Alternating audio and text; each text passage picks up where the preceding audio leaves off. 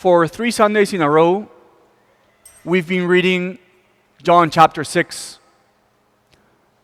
3 Sundays ago, we read about the multiplication of the bread. And last Sunday and today, too, we've read parts of this great discourse that Jesus gives at the synagogue of Capernaum.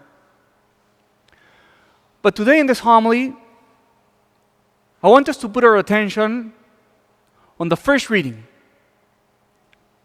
And I want to walk you through the story of Elijah in the desert, running away from Jezebel. Because I think this story from the second book of the Kings, though very short, I think it's very dense in meaning, and also I think it can be very useful for our lives. So how does the story begin?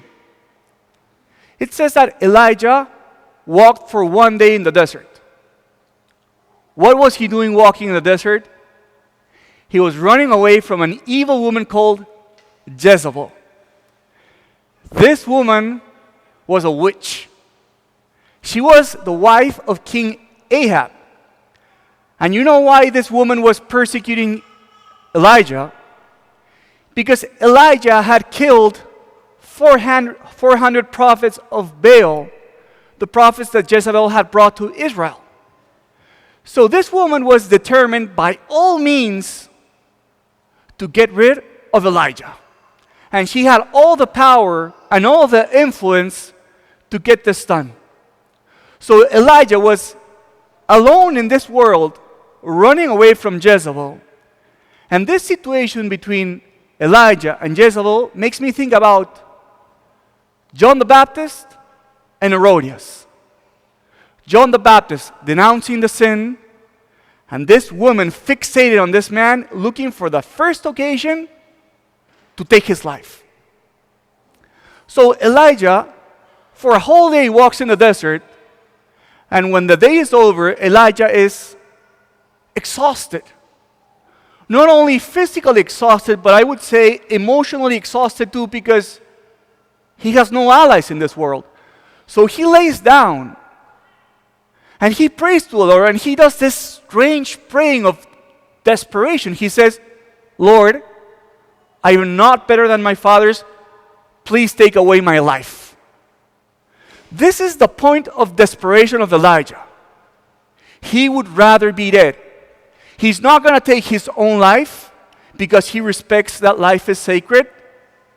But his situation is so dire that the only prayer that he manages to utter is, please take my life away. And I think that looking at Elijah in this desperate situation can lead us to a place of learning. Elijah's strength were taken to the limit. Elijah was pushed by God to a place where his strength was really placed at the limit. Elijah had no strength of his own. And many times in life, God also takes you to a place where you say, God, I can't handle this. Haven't we all been in a place where we say, God, what you're asking from me, this is too much? God, what you're asking from me, I can't do it? But it's beautiful because Elijah teaches us that when you think that your strengths are too little, you're not meant to be placed in a place of desperation, but you're meant to open yourself up to God like Elijah does. And you call on the one who is strong and you say, Lord, help me.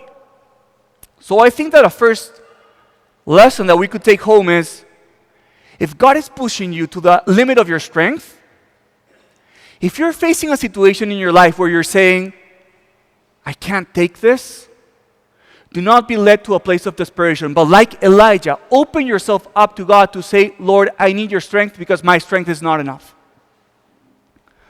So Elijah falls asleep. Have you ever had a horrible day where your only thought is, I want to go to bed because I want this day to be over? I want to go to bed because I have enough of this day. That's what Elijah does. He says, I've had enough of this day. He falls asleep. So the angel wakes up Elijah. He says he touches Elijah. and he offers him bread and water. And I think this is a beautiful image of the Eucharist.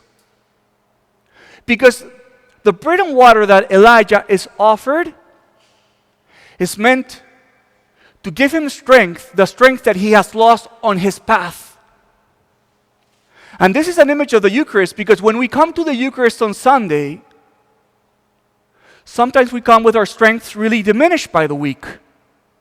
And sometimes we come to the Eucharist because we need healing of what happened in the week or what happened in our day. So the first time that the angel feeds Elijah, he feeds him because he knows he needs to be recomposed and healed and nurtured because he has lost strength on his way. He needs healing. And this makes me think about what we say every day in Mass.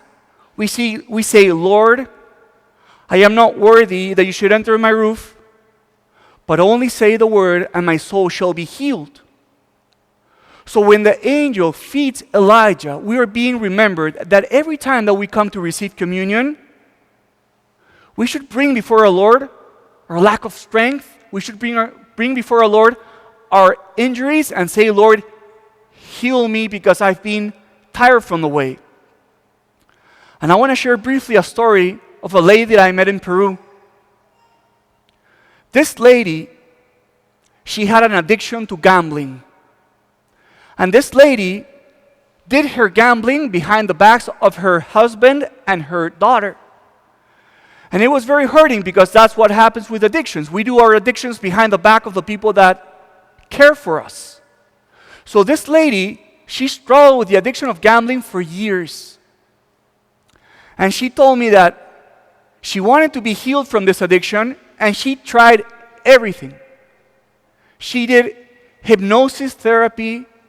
She went to different types of therapy, and she found no solution in therapy. But she told me, and I heard this from her own mouth, that the only thing that gave her enough strength to stay away from gambling was daily communion. Because communion has the same effect that the bread fed by the angel to Elijah. It heals us. It restores us. It recomposes us from our injuries from the way. But the beautiful thing is that in this first reading, the angel feeds Elijah twice. He gives him bread. Elijah eats but falls asleep again and is again woken up by the angel and fed for the second time. In the Bible, brothers, nothing is useless. Everything has a purpose. So why does he feed Elijah for the second time? The first time he's fed to recover from the way. The second time he's fed so he has strength for the future. In fact, he feeds him to say, because he's meant to walk through the desert to the mountain. And this is a beautiful image of the Eucharist, because the Eucharist not only heals us from our injuries, but it also is meant to give us strength for the way forward.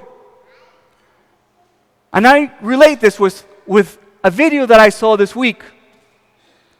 This week I saw a video from these Navy SEAL guys. These guys are very tough and strong. And the Navy SEAL guys, you probably know all of this better than me. They have this training week called Hell Week. And for a whole week, they're like subject to the worst, I don't want to say tortures, but they're really pushed to their limits. And this guy said, how did I get through Hell Week? And he said, when I woke up, I only thought about getting to breakfast. When I was done with breakfast, I was only thinking about getting to lunch. When I was done with lunch, I was only thinking about getting to dinner. And this made me thought about the Eucharist. Why? Because I've heard the saints say that every time they received communion, they said, Lord, I want this communion to feed me only until tomorrow. And for this 24 hours before my next communion, I want to be holy. I know that I can't be holy for a whole week, but at least I can be holy for the next 24 days or 24 hours.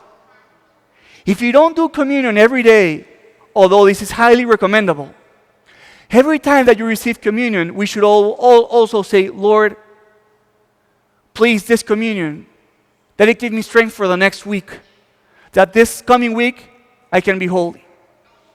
So brothers and sisters, this beautiful story from the book of Elijah, number one, it's a reminder.